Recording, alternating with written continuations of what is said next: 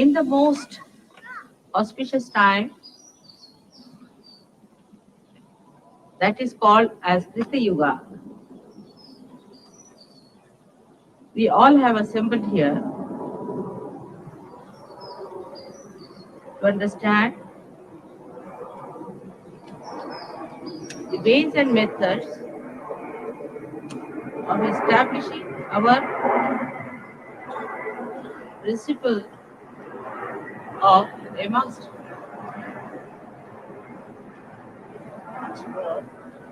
Krita Yuga. Krita Yuga means the time when you have to do something. Krita, when it was done.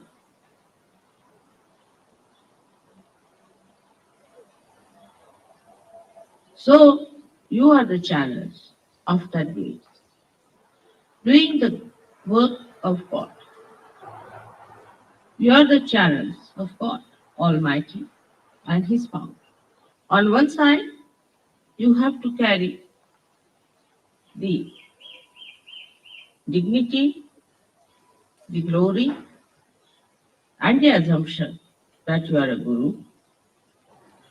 On the other side, you have to be completely surrendered to your God Almighty. All your dignity, your authority comes from Him. And the third thing is that the way He has created this universe and you in a mood of play, you have to see His play. So, a kind of mood that is cheerfulness should be really bubbling through you. So far, the idea of Guru was that such a person never laughs, never smiles, always in a temper. That was all right for Gurus who did not have to have any contact with the public but hang themselves with a string somewhere in the Himalayas. But here we are facing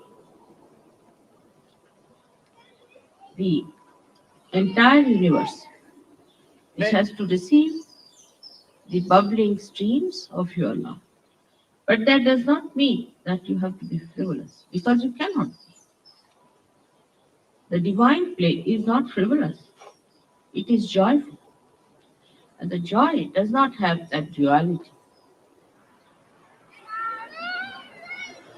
So, to get to the establishment of your Guru principle, first we should know how it is destroyed. As it is, anything that is not looked after or maintained gets destroyed. If you do not pay attention, say, to these beautiful plants here, they will be destroyed. Even matter which is not attended to is destroyed.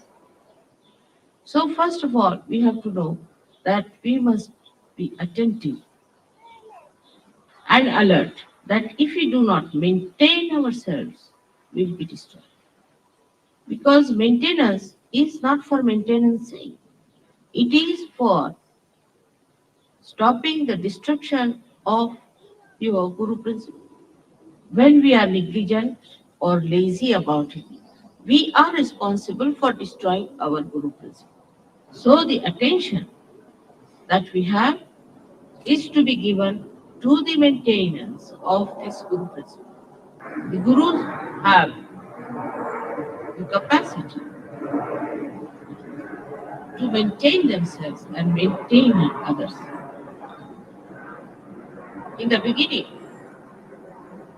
when the Gurus tried to establish this maintenance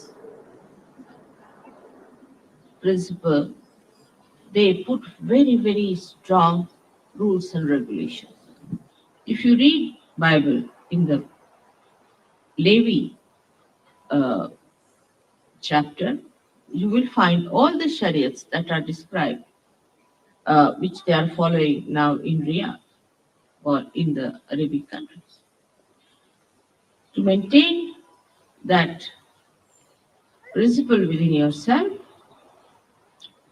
It's written in such strong languages, like such a person who does not do this should be killed to death. If such a person does anything wrong of this kind, should be killed by stoning. That was at the very beginning. So the people now at that stage of evolution required that kind of a fear. This was not meant to in any way to insult or to harm or to take away the freedom of human beings. But it was meant for people to give a great idea of the importance of the principle of Guru within themselves. At that stage, they used the frightening methods, I should say, horribly uh, dangerous time. At that time, people obeyed also. Then another evolutionary step took place where a stage started. People thought they must become austere and start maintaining themselves by tremendous austerity. So it was self projected. It was not projected towards others, but projected towards themselves. We can say that the first wave started when the Guru, the primordial Guru, said that if you don't do this, then you will be killed. The second stage was where the disciples accepted this within themselves and started telling themselves that if we do not do it, we'll kill ourselves. Austerity started on the basis of wisdom and not on obstinacy, but then it became even fanaticism. So it went to one extreme. It started with the idea of maintenance. It started with the idea of maintenance. Maintenance itself became impossible, or perhaps they thought that they are not being able to maintain. They got confused, and to them, rules and regulations became more important than maintenance itself. Thus, you find they destroyed themselves. The wisdom or the essence of Guru Tattva is a balance. Like when you maintain a plant, if you do not give it water, it will die. If you give it too much water, it will die. So the wisdom lies in understanding how much water should be given to the plant so that it comes up at its best. Now, this wisdom has to be achieved through your vibratory awareness. You are placed under the most fortunate circumstances that you are realized souls before your Guru Tattva is fully established. You have all the powers that any Guru can aspire without having the establishment of Guru Tattva. Especially, you are under the complete blanket of the clouds of your mother's love. But in no way, mother's love is going to allow you to destroy your Guru principle. As I told you, that Guru principle is a very sensitive thing and is destroyed if you yourself do not try to maintain it. First of all, the destruction starts from the very source of our being. I mean to say that our being is created by five elements, and the five elements have a capacity all the time to get destroyed. Any one of these elements, if they are not looked after, they get destroyed. That is the built in capacity of the elements or of the matter, as you can say. So, to maintain them is important. Some people have an idea that once you become a guru, you did not maintain everything, it is maintained by itself. It is not. Say four. I agree that the spirit definitely enhances the beauty and the health of these elements. But at the human level, there is always a greater force that is trying to destroy it. So, till we have completely become the spirit, there is always a chance of this destruction working it out. One may say, why this balance needed? And this is an important question which we should be able to answer all the people who ask us. Without the balance, you cannot ascend. If you cannot ascend, what's the use of our becoming human beings? For example, everything is God, but nobody is aware. At the human level, you become aware. Means everything exists, everything is there, but it is not aware. Say there is a stone, that is also God, but it is not yet aware. Like say, this area is completely dark and we are blind. There is nothing to be seen, to be felt or experienced when you are in that condition. Actually, one thinks that darkness is the truth, that ignorance is the truth.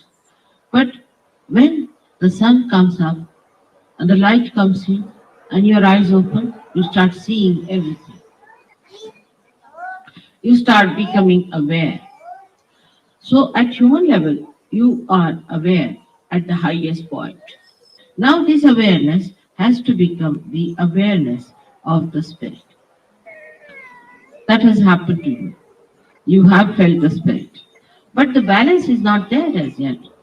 Your mother has pulled you out and made you that, but still there is imbalance inside. If you go slightly to the left, you can be destroyed. You go to the right, you will be destroyed. So you have to try both the things, as I have told you the methods, which I'll explain. First of all, you have to be austere with yourself. Just separate yourself from yourself. Separate yourself as a spirit and look at your ego and superego. Now you start watching the ego and superego. Do not maintain it. They are the destroying forces.